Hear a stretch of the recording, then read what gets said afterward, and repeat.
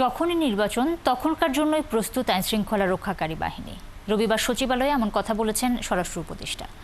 তিনি আরও বলেন, ভারতকে অবশ্যই নিয়মকানুন মেনে পুশিং করতে হবে। অন্যদিকে পরিবেশ এবং জলবায়ু পরিবর্তন বিষয়ক উপদেষ্টা বলেন, লন্ডন বৈঠক নিয়ে কারো কিছু বলার থাকলে প্রধান উপদেষ্টার সঙ্গে আলোচনা করতে পারে। শারমিন নীরার রিপোর্ট। টানা 10 দিনের ঈদুল আজহার ছুটি শেষে রবিবার খুলেছে সরকারি বেসরকারি সব অফিস।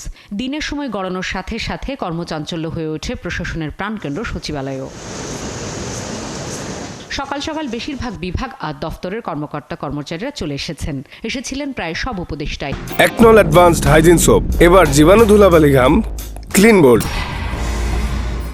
ঈদ শুভেচ্ছা বিনিময়ের পাশাপাশি অংশ নেন একের পর এক বৈঠকে। এর ফাঁকে কথা বলেন গণমাধ্যমের সাথেও। ঈদের আগে ছুটি ছিল মাত্র 2 দিন, এর ফলে থেকে 2 দিন প্রেশার, 2 দিনে একটা প্রেশার বিল্ড আপ হয়। আর হচ্ছে যে আমাদের এখানে ওই যে ফিটনেসবিহীন গাড়ি অনেক আছে, এগুলো অনেকগুলো বিকল হয়ে রাস্তা বন্ধ করে দেয়। তো এইটা আমি বলবো না যে একদম ওই যে রমজানের মতো নির্বিঘ্ন হয়েছে, বাট ওভারঅল এটা আর কি যে ঠিক ছিল। আইন শৃঙ্খলা সংক্রান্ত কোর কমিটির বৈঠকের পর স্বরাষ্ট্র উপদেষ্টা বলেন, নির্বাচনের জন্য প্রস্তুত আইন শৃঙ্খলা রক্ষাকারী বাহিনী। কথা বলেন ভারতের পুশিং নিয়েও। নদীর উপরে ফেলা দেওয়া, একটা লেকের উপরে ফেলা দেওয়া, এটা কিন্তু কোনো সভ্য দেশের কিন্তু হওয়া উচিত না।